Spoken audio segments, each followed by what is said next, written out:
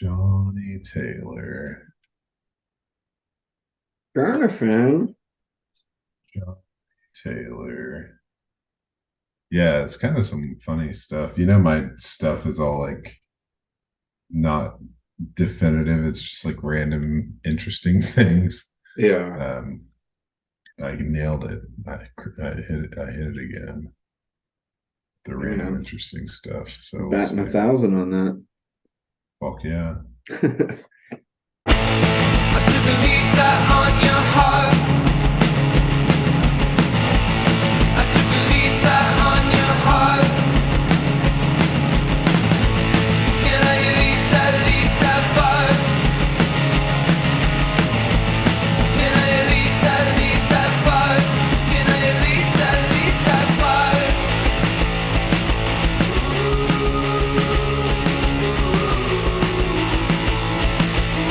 Welcome back, everybody. We are Rough Draft I Research. took a You lease are the out on audience, your and heart. together we are on a quest for dynasty domination. How's it going over there, Daniel? Oh, so good, man.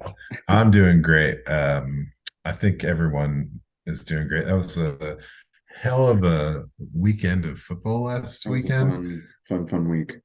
Yeah, crown jewel of the Dolphins, of course. So, Yes, 70 burger getting dude, dropped. it's Wild. nuts. I have a feeling that we're gonna probably touch on a couple of those players as we go through this episode. So I guess we don't have to get too much into it, but I'm doing Don't great, man. Had a lot of fun.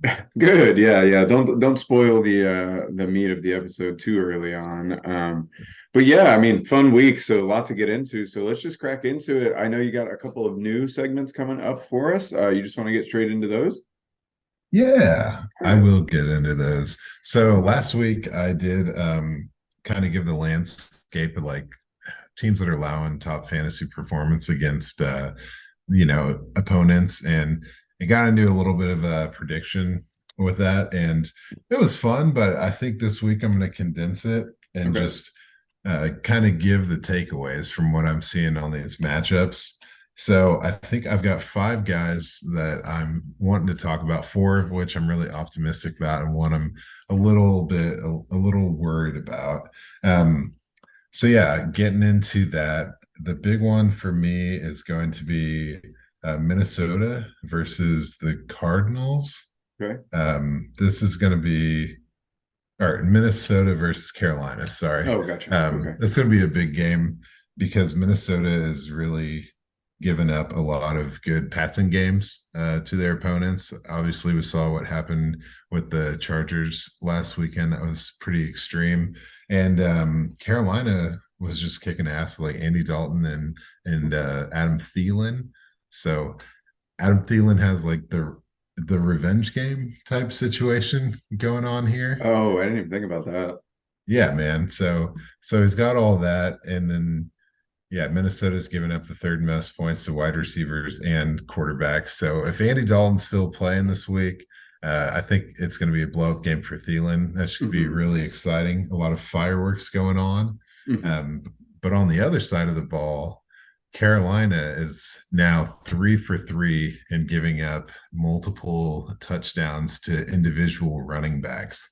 So Oh. they're just getting ran all over, doing a pretty good job holding down the passing game, but the run game has been pretty crazy. So I don't know if I think it's like time for Alexander Mattinson to have like the shut the hell up about me being Hmm. awful type of game. Yeah. So I look for him to have a bounce back, or like Okay. alternatively, Cam Akers, instantly comes in and kicks ass and makes the Rams look silly.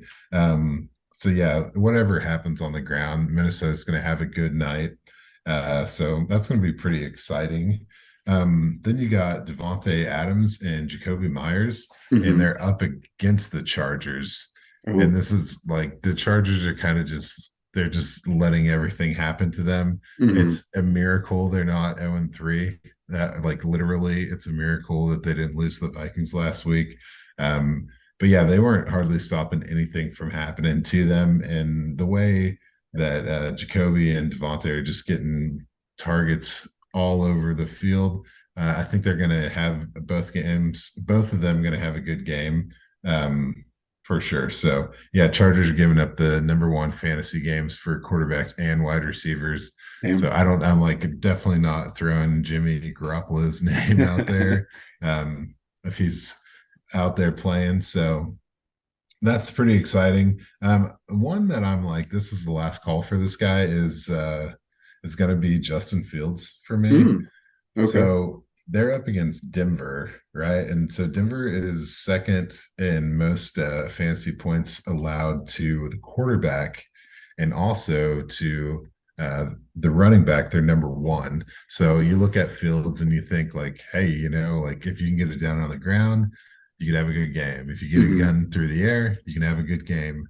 But if you can't do either, then I'm kind of over you in a big way Okay. for the rest of the season. Damn. So that's where I'm at with Justin Fields, man. That's a hard line. It's That's a tough to rough watch. one. Yeah. Yeah. So I mean, I'm optimistic, but I don't know, man. There's something off about the trajectory that he's on. Hmm. So this would be a good get right game for him. But yeah, one I'm extremely optimistic about is Brian Robinson going up against Philadelphia. So that's going to be a scary game. I know he's doing pretty well, right? He's the RB8 on the year. Hmm. Um, but yeah, if you really look at what he's done, he had the RB1 week in week two up against that Denver defense. And Hmm. then in week one, he had Arizona. So if you look at those two games, he had great, pretty solid performances, three touchdowns between those 2 weeks. But then he went up against Buffalo. That's a solid defense. And he only scored 7 fantasy points. Hmm. And now he's got another tough matchup. And so I don't know, man. I'm a little hesitant to be excited about him. It was always a bit surprising to see that success coming out in the season, but now he's got some competition. It's slowing that whole team down a little bit. So Yeah. I don't know. Well, at least though, there were times when I thought Brian Robinson last year looked like he would be pretty much like I don't know, worthless seems strong, but like not very fantasy worthwhile.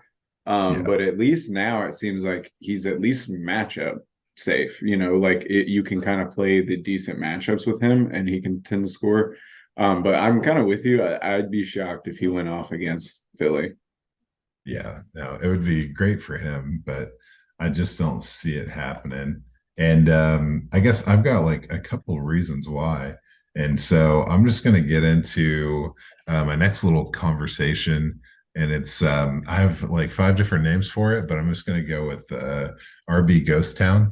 Okay. So I just want to touch a little bit on kind of what the expectation was for the year and where we are after 3 weeks when it comes to these highly sought after running backs going into the season.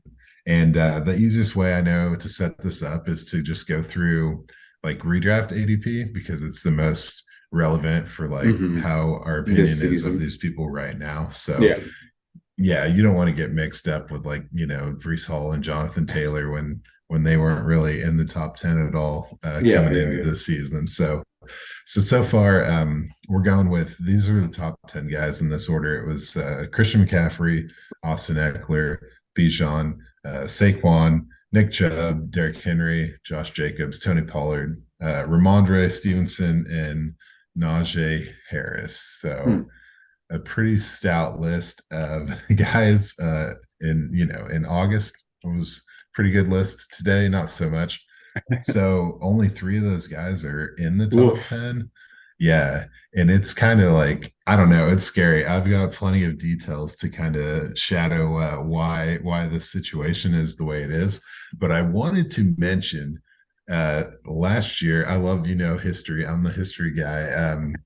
Last year, through 3 weeks, only three of the top 10 ADP guys were in the top 10. Hmm. You can't make this stuff up, man. And so last year it was DeAndre Swift, Nick Chubb, and Jonathan Taylor. And some weird names that were in the top 10 through 3 weeks last week or last year were James Robinson, Mhm. who got like traded after the third week or Yep. something like that. Then there was Clyde Edwards-Helaire, yeah, Sick. Cordero Patterson, Khalil Herbert, Mhm. and Jamal Williams. And we all know the Jamal Williams story. That was a bit of a different one. Yeah. So when we look at it this year, it's like, hey, man, like what are those comparable names? And you got James Conner at 9, Brian Robinson is at 8, and then you got Kyron Williams out there at 6. Travis Etienne, that makes sense. But then you got Raheem Mozart, who was ADP 47, and you got Devin A. Chain, ADP 40. Are both, that's number 1 and number 5. And there's obvious reasons for that. Um, but yeah, we're just going to break it down and see what those reasons really are and what's going on. So the first thing I want to look at is like how these guys rank as far as like carries among Mhm. the league. And of the guys in the top 10, 6 of them have top 10, attempts. So that makes sense, right? You got Christian McCaffrey, Tony Pollard, who's number 1. Kenneth Walker's top 10 as well. He's number 3 on the RB list right now. And then Brian Robinson, James Conner, and Travis Etienne. These guys are all in the top 10 for rush attempts. So that's giving them the boost. Yeah, 6 of these guys are above 70% snap rate. Mm. So that's all of them except for Raheem, A Chain, Brian Robinson, and Kenneth Walker. But the rest of these guys are all above 70%. Um, 5 of them have more than 10 targets. CMC, Tony Pollard has 14. Kyron Williams has 19. And Bijan has 17. And then Travis Etienne has 13. So they're doing pretty strong. But really, where it comes in is 5 of these guys have 4 or more touchdowns. So that's Mozart, Walker, A Chain, Kyron, doing pretty good. And then the top 5 are all on offenses that are top 6 in scoring total. So Mhm. that's helping them out considerably. Oh yeah, So big time. I know this is like a bunch of like kind of jumbled information, but when you go to the other side and you look at the top 10 guys from the ADP that aren't doing so well, obviously in the top 5, you got Eckler, who's missed 2 games, Mhm. Saquon has missed 1 game, and then Nick Chubb is just straight up done. Um, and then there's the 3 guys that are, in the top 10 still. So the remaining 4 is Derrick Henry, Josh Jacobs, Najee Harris, and Ramondre Stevenson. Mhm. And a big thing with these guys is their offenses are not scoring points. Some of these, like these are, yeah, the Titans are 29th in points, Raiders are 30th, uh, Patriots are 26th, and then the Steelers are 22nd. Yeah. Um, most of these guys only have 1 touchdown or none. Josh Jacobs, Najee 0, Ramondre, Derrick Henry only have 1, and yeah, the snap percentage for Henry is 52% and Najee is 53%. So there's just not going well for these guys. Yeah. But yeah, to touch on a little bit of optimism, I do think that there's hope for Josh Jacobs, who has a 78% snap percentage and 14 targets, as well as um, Ramondre Stevenson, who's at 70% snap with 13 targets, and he's actually top 10 in carries as well. So Oh, those nice. are those 2 in particular, Jacobs and Stevenson, really mirror what you're looking for out of these top 10 guys. But right now, Ramondre is at 16th and Jacobs at 25th. But I got some hope from them going forward. Their offenses need to step it up to get them in the red zone a little more. But Mhm. yeah, man, that's just a little highlight on who's doing well and who's not, and kind of some of the metrics that go into it. Yeah, for sure. And Jacobs has a really nice schedule coming up in terms of matchups. So be on the lookout for him to maybe kind of spike that scoring a little bit. But yeah, interesting. I mean, it continues to ring true, this running back issue that I want to stand against. These guys keep getting hurt. I mean, but to be fair, a lot of the wide receivers that are in the top, I'd like to do the same metrics, I guess, because like where's Jamar Chase rank, and he hasn't had a good season. So, but Mhm. nobody's really getting hurt at wide receiver that I can think of off the top of my head. Mike Williams would be the first to come to mind. So it's interesting, man. It's such an important position, but it's just so fluid. Absolutely. But all right. With that said, do you want to get into some rookie roundup time? Hell yes, I do. All right, so here we go. Starting off like we do on the roundup with the quarterbacks. Obviously, Anthony Richardson and Bryce Young, neither one of them played, so they're going to just fall into the did not play or additional info needed. Huge bummer, but hopefully they'll be back next week. I know that Richardson might be, but I don't know about Bryce Young. I think his is a little more suspicious or tough to tell what's going on. But let's get into somebody that actually played, and that was CJ Stroud, and he stays in the possible stud category, man. 20 Yeah. for 30, 280 yards, 2 touchdowns, 0 picks. He just looks poised, confident, looks super, super clean. I feel like he goes through his reads really quickly for a rookie, and he just makes smart decisions. No picks on the year so far. Him and Tank Dell have developed a really nice connection already. Feels like Houston made the right call, not only picking CJ Stroud, but listening to him during the draft and grabbing Tank Dell to pair with him because they're electric together. And I feel like he nailed it, Houston. I just swear to God, if you do anything but pick an offensive lineman in the draft next year, I'm going to be furious because that's all you need to do. Build around this guy. You got the skill position players. I think Damian Pierce can turn it around. So I think Houston's got a good core. And if you were able to like get that CJ Stroud, Tank Dell stack in the rookie draft this year, you're feeling pretty good. Sure, man. I'm glad to see it, man. It's finally a Ohio State guy get in there and represent. Yeah, he's looking real good. Polished for sure. I'm excited. So that's it for the QBs. That was quick, but let's get into the running backs. And additional info needed on our boy Tank Dell. 2 attempts for 10 yards and a touchdown. 12% snap share this week. He's outsnapped by Dearness Johnson, but he scores a touchdown.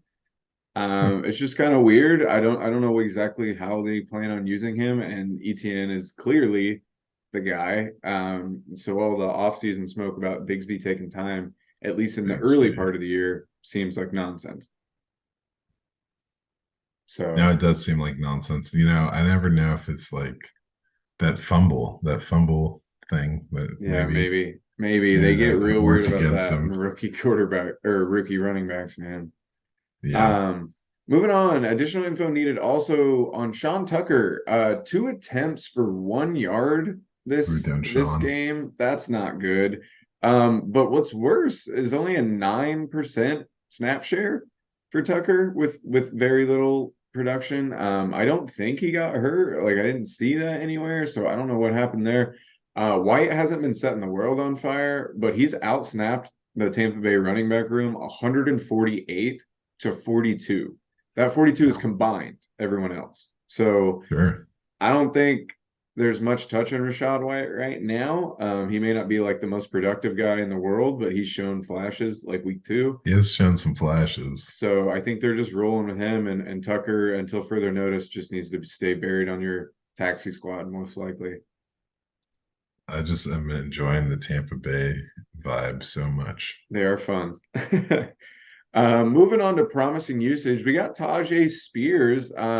Not very productive. They were playing Cleveland, only 6 yards on the ground, 3 through the air, but he outsnapped Derrick Henry for the second time this year, which is not nothing. That's huge. Not a ton to talk about with the lack of production. Cleveland's really good against the run, as I said. So there's not a lot there, but the fact that he's already outsnapping him, Derrick Henry got hurt and had the injury all week, and that's probably part of why. But they trust Spears, and he's going to see more playing time soon. After that, we finally got to move Zach Charbonnet out of additional info needed and into promising usage. 9 attempts for 46 yards and 2 targets. After dominating the workload for the first part of the season, Kenneth Walker conceded a lot of playing time to Sharps this week. 51% for Walker on the snap share and 43% for Charbonnet. That's more kind of close to what we were thinking. Um, Yeah. Sharps looked good too, man. Making smart cuts. He looked really strong. I mean, I'm sure everybody already saw the run where he just shoved that defender like 7 yards into the end zone. Awesome run. He looks great. I toyed with the idea of putting him in the possible stud category. I'd like to see the receptions and targets go up as a guy that we were super into as a receiving guy. But yeah, he looked good. I think he's healthy now, and they're going to start ramping it up here. Could be exciting. I Yeah. mean, I rewatched that game because it was so fun. That was a fun game. That's awesome. So I moved a guy out of possible studs and back down into promising usage, and that guy's name is Roshan Johnson. And I think it was just a little early here. He still looks good. 8 attempts, 38 yards. That's good. 2 targets for 2 receptions. Um, a lot of the things that got me fired up about him week one, though, have kind of dissipated a bit. He had 4 red zone touches in week one. He's had 0 since. Not necessarily his fault. Bears apparently aren't getting into the red zone that often. They just got dominated by the Chiefs. But it's still weird to see, especially because Khalil Herbert has 4 now. He's had 2 in each games since then. So they've gotten into the red zone at least a little bit. And then 7 targets in week one and only 4 over the next 2 weeks after that for Roshan. So I don't know. It's still an almost even split with Herbert. So that's good to see. I still think Roshan looks good, but I'm just knocking him down into that promising usage category. I think I just got a little too excited after week one. You're not seeing a lot of Chicago players in any kind of a stud category these days. Yeah, not particularly. All right. Moving on to the studs, though. Bijan Robinson, I'm not going to move him out. He did get kind of held up, though, this week by the Lions. Good job by them. 10 for 33, 6 targets, 4 catches, and 27 yards. You know, it's going to happen. You know, you're going to get shut down a bit, but I liked that if you look at it, Bijan has not had a game with less than 4 receptions in the NFL so far. That's huge. 81% snap share for him this week. Also massive. It seems like Tyler Algier is starting to take a bit of a back seat. And we're just kind of rolling with Bijan. And I don't think people are going to be able to hold him down like this every week, but that's still a decent amount of production in a PPR league. Not great, 10 points, you're wanting more out of that, but at least he got you 10, I guess. Yeah, they're up against Jacksonville this week. It's going to be a tough rush defense as well. So Yeah, we'll see, man. we'll see what's Could going. could be the Bilo and Bijan. No one's selling Bijan anytime soon. Not cheap. Moving on to those Lions that Bijan and the Falcons played last week, we got Jahmyr Gibbs, and he looked good, man. 17 attempts, 80 yards, 2 targets. Another guy I'd like to see targeted a bit more. We do it. Yeah, what's the deal there? Looked really explosive on the ground, though. Really, really quick. A lot of good runs. 60% snap share, and Craig Reynolds didn't really do much at all. So I think it's full send on Gibbs. We're just kind of ramping it up, and I'm here for it. Absolutely, man. This needs to get like, let's take the training wheels off. You know what I mean? Yeah, let's go. It's time. Let's start for sure. And speaking of training wheels being off, Back. holy smokes, Devon A. Chan, I found out. So he put out a PR statement, I guess. It's A. Chan, not A. Chain, which is a little disappointing. I think A. Chain sounds cooler, but it is Devon A. Chan. So Okay. gotta keep For that now. in, gotta keep Could that be in the head. Devon chosen at some point. Yeah, so I guess he actually put it out. So now I'll follow it. Kind of unlike the Bijan thing where he said it's either way. Devon actually put out that it is A. Chan. So we'll go with that for now. But holy smokes, he must have been pissed that I left him off the last 2 rookie roundups. Week 1, it was legitimate. He didn't play at all. Week 2, in fairness, I did forget about him. He didn't do a lot, but I did just because he wasn't on the sheet for week 1. I forgot about him. That's a whiff by your boy. But holy smokes, did he earn his way right into the possible stud section? 18 attempts, 203 yards, 2 touchdowns on the ground, 4 receptions, 30 yards, and 2 touchdowns through the air. I'm sure we'll be talking about him for the multi-TD wrap-up later. But, I mean, sorry, Chan, I won't disrespect you again. You're going to be in the rookie roundup from here on out. But that game is what Mike McDaniel dreams about at night. Like that's why he got all this speed. That's what he is scheming up. And it was fun to watch. I mean, Achane just hits that hole and he is gone. Tua hit him with a little shovel pass for a touchdown twice. The first one was that crazy like back arm no look thing. Like they're just rolling in Miami right now. And Achane is a home run hitter. I don't think the Dolphins are going to score 10 touchdowns again. So I don't know that you're going to get 50 points out of him. I think he's going to be a bit boomer bust, but he's got that home run speed, man. And you're going to get weeks where he gets an 80-yard touchdown. Yeah, that was nuts. That was beautiful. It is what it is. I guess I'm not like team Dolphins, but I don't dislike them at all. And Yeah. I do think I like the McDaniel's action. Yeah, Yeah, he's sticking it to smart, his home man. team, man. Yeah, this is we're living in an offensive golden age. It's fun to watch all these people scheming up different ways of doing it too. It's fun to watch. But moving on to the receivers, additional info needed. Just one guy this week, Quentin Johnston, 3 targets for 10 yards, 24% snap share, still isn't great. And as unfortunate it is for Mike Williams, he gets hurt. He's done for the year. That sucks. We're gonna probably start seeing a little more of Quentin Johnson soon. So hopefully we can see kind of where we're at on him. But as for right now, still don't really know enough about him to make a judgment.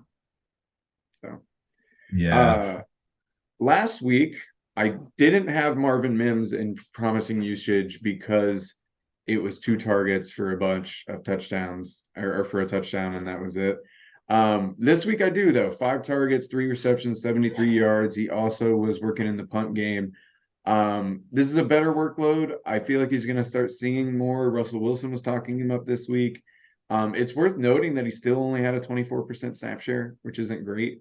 But he did finally outsnap Little Jordan Humphrey 15-13. So he was third in the team in snaps for wide receivers, but they seem to want to get him involved. They like to use him. And so for now, he's going to sit in promising usage. So Good. I like him. all right, moving on. Jackson Smith and Jigba. You could have moved him down to additional info needed, but he's had too good of weeks in terms of at least usage. So I'm keeping him here, but it is worth noting only 3 targets, 1 catch for 10 yards. That's way fewer targets, but he'd still maintain a 44% snap share. It's an interesting one. I'm curious how we're going to see going forward. It feels like this one should have been started off a little faster than this. Well, that Carolina pass defense is pretty strong. So I That's guess fair. just, I mean, Kind of shut yeah, it down. I think they'll bounce back. All right. Yeah, they're up against Giants this week. Oh yeah, they should be all right. Should be pretty legit. All right. Next up, we got Josh Downs, 12 targets on the afternoon on Sundays, 57 yards. He's open a lot, man. Really good separation skills. It's translating to the NFL. I don't think he'll get the same amount of targets when we see Richardson back on a consistent basis. Just I think they're going to run more, obviously, but he's a player, man, and he's going to be a role player. He can get you some weeks. I think he could easily end up being wide receiver 2 for your fantasy team. I like him. He's starting to look good. Oh yeah, man. Next up, Jonathan Mingo unfortunately left the game with a concussion on Sunday, but he still left having 6 targets for 3 catches and 21 yards. So gonna keep him in promising usage. Hopefully he heals up from that concussion now. Yeah, and TMJ didn't really impress with his 6 targets he got after, or 5 targets he got after Mingo left. So Yeah, it does feel like they want to use Mingo. It sucks on an afternoon the passing game finally got going with Adam Thielen and everybody. I would have loved to see Mingo in that whole game, but yes, win some, sir. lose some. Hopefully, we'll see him next week. Absolutely. Moving on to our last guy in promising usage, and I almost did it. I almost put him in possible studs, but I pulled back. It's Jaden Reed. All right. 7 targets, 3 catches for 63 yards. Green Bay's rotating these guys all around. Him and Dontavian Wicks had 66% snap share this week. He's tied for the team lead in targets with Dobbs. I want to see what the deal is. We just got news Christian Watson is going to play for the first time this week. So it'll be cool to see like how the distribution goes with him in the game. But man, Jaden's had some awesome catches. One big fourth quarter catch to set up the game-winning touchdown, the go-ahead touchdown. So he's got some areas where he could prove. He also had a couple drops in that game that were some really good throws by Jordan Love. But he's a player, man. Like they want to get him involved, and I'm liking what I'm seeing out of him. So moving on to our possible studs, we have a new addition this week. And it's Tank Dell out of Houston. 7 targets, 5 receptions, 145 yards, and a touch.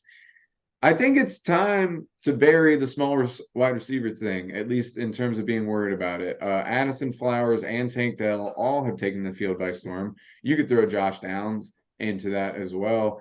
These smaller guys, and they're making it happen. It seems like the NFL today, the separation skills for these smaller guys is enough to keep them productive. Still got to worry about them getting hurt, but it almost seems like they're able to avoid major contact with that separation as well.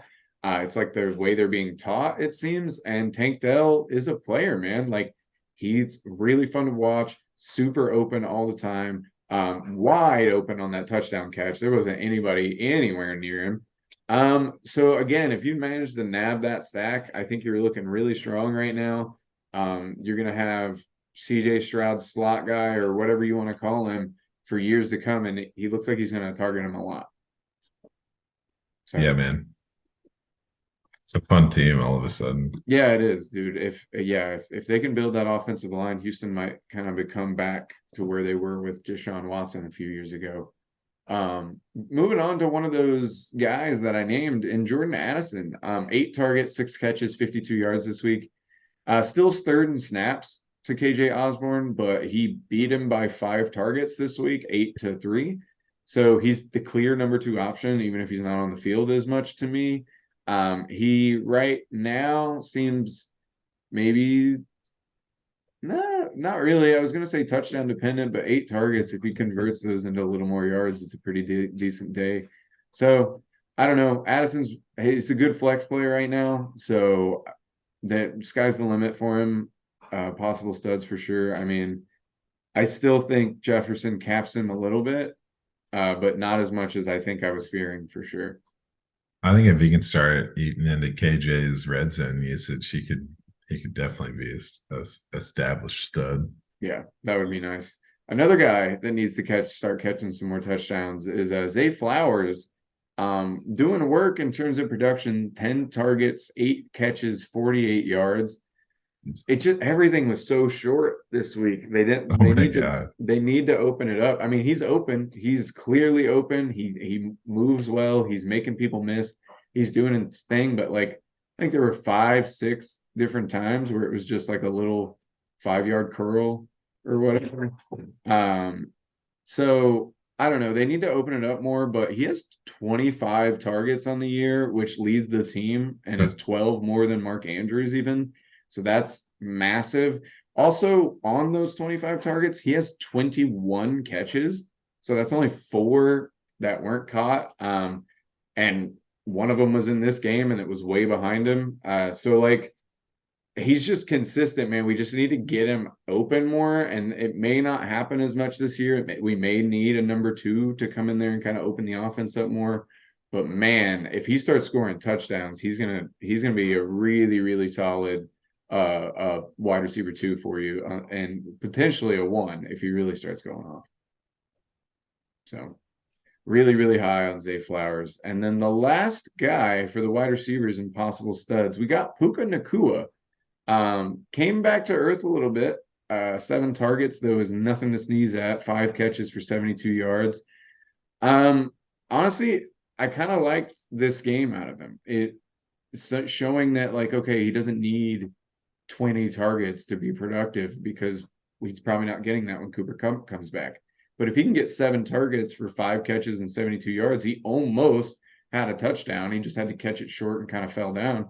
So if that's converted into a touchdown, that's that's a big day. And if he can easily do this kind of production with Cooper Kupp on the field.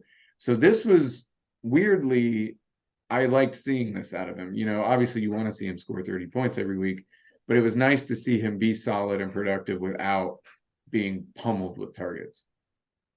Yeah, and he was making he was making hard catches the whole Mhm. game. He just, yeah, it was awesome, man. Yeah, so not as Yeah. awesome as me winning a game by half a point with that Matthew Stafford touchdown in the Oh last man. inch of the game. That was awesome. Hold it out. It's fun when you win barely like that. Taylor, my fiance, lost by 0.02 this week. Ooh, And yeah, it been was a tough day. yeah, holy smokes. All right, let's end this rookie roundup with some tight ends, shall we? Additional info needed on Michael Mayer. And that info I'm gonna direct directly at Josh McDaniels. Why did you draft Michael Mayer if you're not going to use him? I don't understand this. He has 3 targets through 3 weeks, but he's been on the field like 40, 50% of the time. I just I get it. He's a rookie, yada, yada, but I just don't understand what the point is. We need to start using him. It's just sad to see somebody that was so productive in college just not do anything. Yeah, you gotta hope it's coming for him. But Yeah.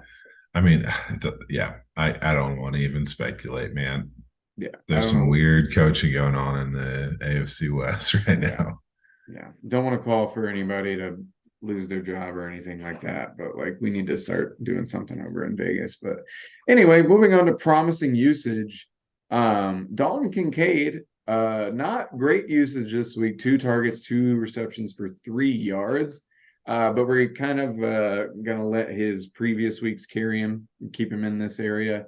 He was on the field for 51% of the snaps. Uh, and it just seemed like they didn't use the tight ends at all this week. Dawson Knox also only got 2 targets, which gives Dalton Kincaid the slight advantage on the year in terms of targets, 12 to 11. So yeah, they're still going to use him. I like the upside here in the future, but I still think there's just too many bodies between him and Knox right there. So it's just going to be slow going for right now. But they still like him in Buffalo. So. As well they should. Yeah, for sure. Moving on. That's right, moving on, because I did put one Packer in the possible studs category, and that was Luke Ooh, Musgrave. He made get it 'em. 8 targets, 6 catches, 49 yards. You could have easily added a 61-yard touchdown to Musgrave's stats. Jordan Love absolutely airmailed the ball on him, just way over his head. It's a throw you have to make in the NFL. Luke Musgraves was screaming up the seam between 2 safeties. Nobody close to him. He hits that. That's a 61-yard touchdown. We're talking about him the same way everyone's talking about Sam Laporta right now. Maybe not quite, but I mean, that was the big touchdown for Laporta. He's got Right. 100 yards, whatever. He he looks good to me. He's always open, it seems like. And I just think they need to get a little traction here. But I've seen enough. I just think as soon as we start getting him the ball consistently, he's going to start producing pretty good numbers. Now, to catch Laporta in the claim I made at the beginning of the year that he's going to be the rookie tight end one, that seems tough. He'd have to start really going off with how good Laporta is. But I put him in that same type of tier. I think he looks good, man. They just need to hit it. Love is like 31% of his throws are deemed uncatchable right now. If he could just scale that back down a little bit into like league average, I think we'd be all right. And I think we'd start seeing Musgrave pop a lot more. Because for a guy that's 6'7", it seems like Love tends to overthrow Musgrave quite a bit. So we just need to Prove get it. that down. Just bring it down a little bit, man. He's tall. It's He gonna can be get it. 6'9". Just but without further ado, and especially any Lions fans that are listening are probably mad at me, and I'm not dogging on your boy at all, because Sam Laporta is most likely going to be the tight end one in terms of rookies, because he was the tight end one this week. 11 targets, 8 receptions, 84 yards, and a touchdown, long touchdown at that, and he was wide open on it too. I don't really know what else to say about Sam Laporta. He just looks really solid. He came in, immediately started producing. He's almost exactly kind of what they expected, like Hawkinson to be. And Hawkinson's rookie year was pretty good. But this seems like it's going to be on another level right now. And man, there's just nobody near him in Detroit. So there's Oh, nobody, unless he gets hurt, there's no way to stop this train. no, dude, it's nasty. It's awesome. So I feel like I saw it coming, but I'm sure a lot of people did. So I'll Hey leave it man, alone you got it. until Israel Abandakanda scores like 50 touchdowns. Then I can't really start tooting my own horn. But yeah, dude, Laporte is nasty. He's so nasty. He In looks great, fact, I'm man. going to get it right into it, man. I'm going to do the truth about targets. Okay. Looking at guys that had 10 or more, so double digits on the targets in this week. And I got to tell you, things are spicing up, man. Week one, we were 17, and then week two, 15. Week three, we got 21, Mm. 21 guys. That's why it was such an exciting week, man. The ball was just sailing through the Oh air, man. landing on everybody's fingertips. And we got a couple of first timers here, including two rookies, Okay. one of which was Sam Laporta, of course, with 11 targets. The other first timer was Josh Downs, had 12 targets. Mm. So that's pretty impressive. So those two guys join Zay Flowers, who is on for the second time this Mm. season, 2 out of 3 games. And he is one of 7 wide receivers that were getting the double digits for the second time this season. So that is Keenan Allen, who had the high number 20 there. AJ Brown's second time. Jacoby Myers, please do note this is 2 out of 2 games because he missed week 2. So Mm. that's a big one. That's huge. Stephon, him and Myers both had 12 targets. Tyreek has 11, second timer. And then Mike Evans, second time here, he got 10 targets this week. So it was, I don't know, man. It's pretty cool to see these guys repeating. So a little bit of history. Let's see, last year, so that's 3 rookies on the double digits through week 3, right? Last year we had 4 that represented 6 weeks. It was Brees had one, Drake London had one, and then Garrett Wilson and Chris Olave both had 2. It's this at this point last year. So just a little bit of a comparison. But while we're talking about Chris Olave, he is one of 3 guys that has gotten the double digit targets all 3 weeks. So these guys are just ball magnets. Everything's flying their way. It's Justin Jefferson, of course. He got 13 here, and then Chris Olave and Michael Pittman Jr. both got 11 targets. So pretty cool. We did get a little more action from the tight end room this week. We had, well, a little more. We had TJ Hawkinson and Sam Laporta. So that brings our count this year to 4 non wide receivers. So they joined Kyron Williams, and then Zach Ertz was the other one.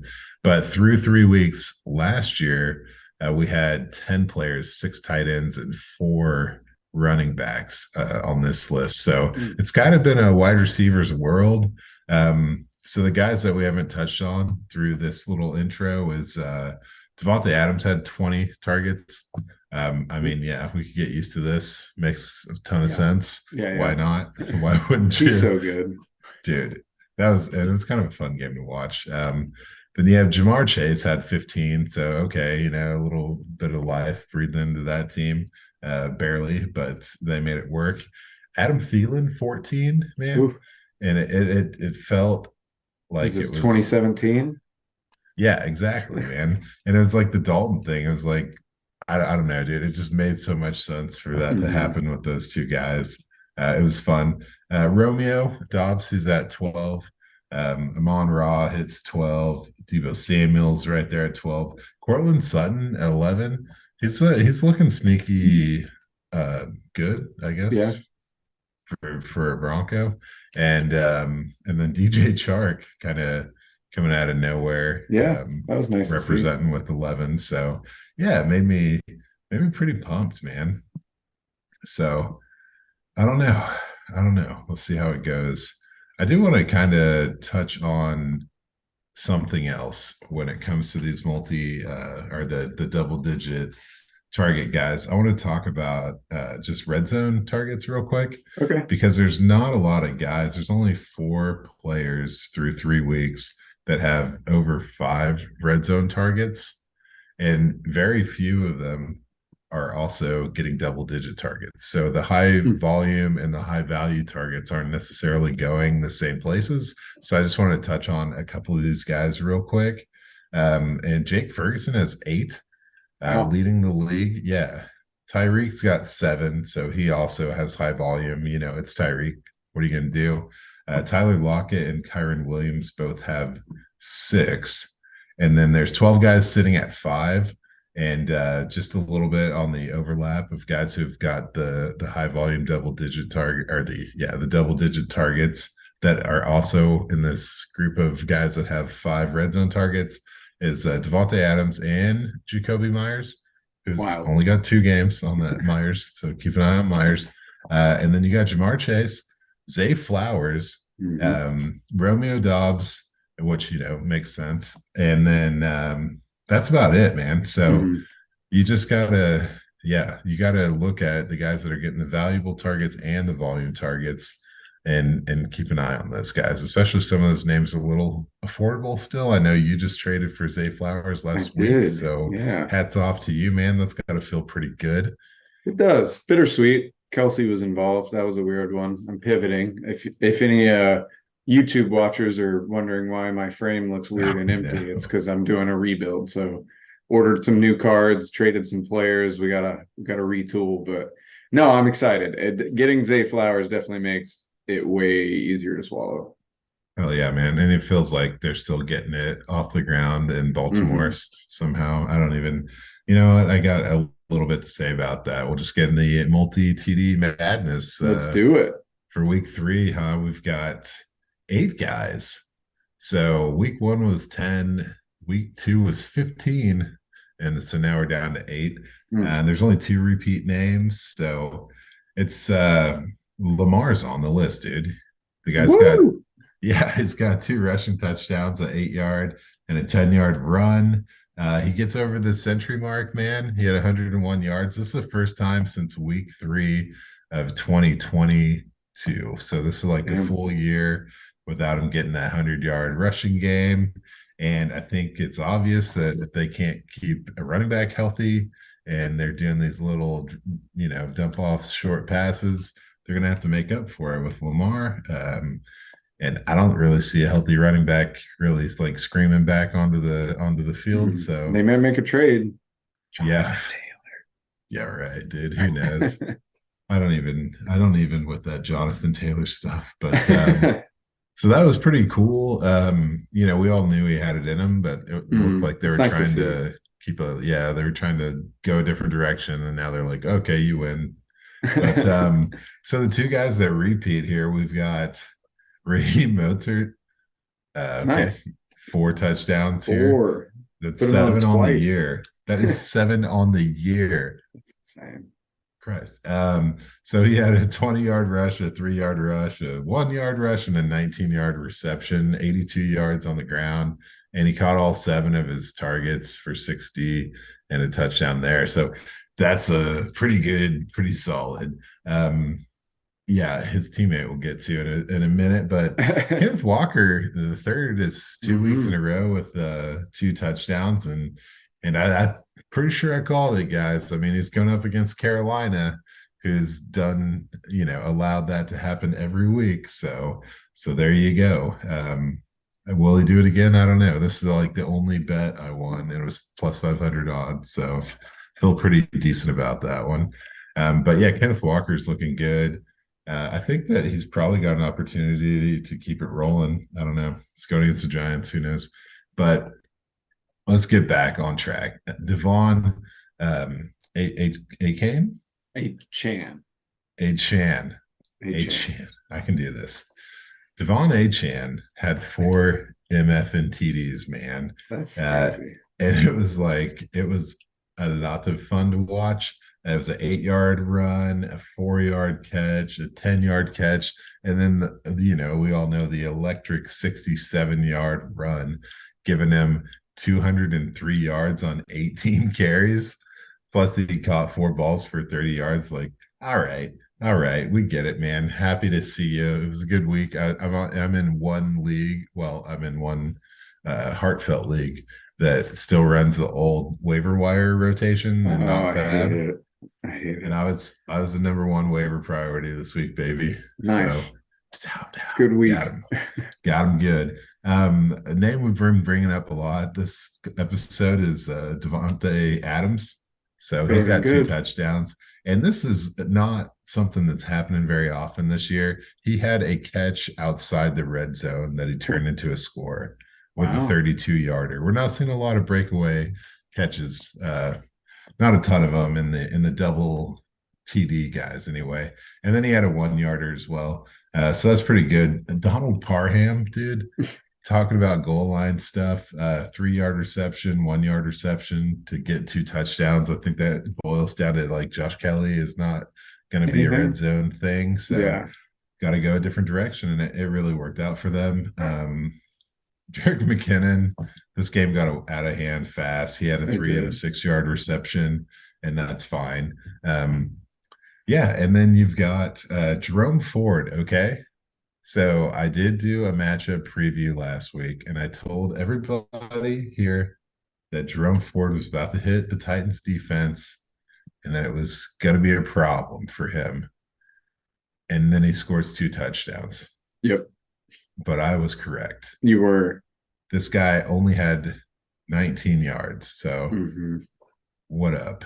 Coming at me. Wait, he had 18 yards on 10 carries. Sorry.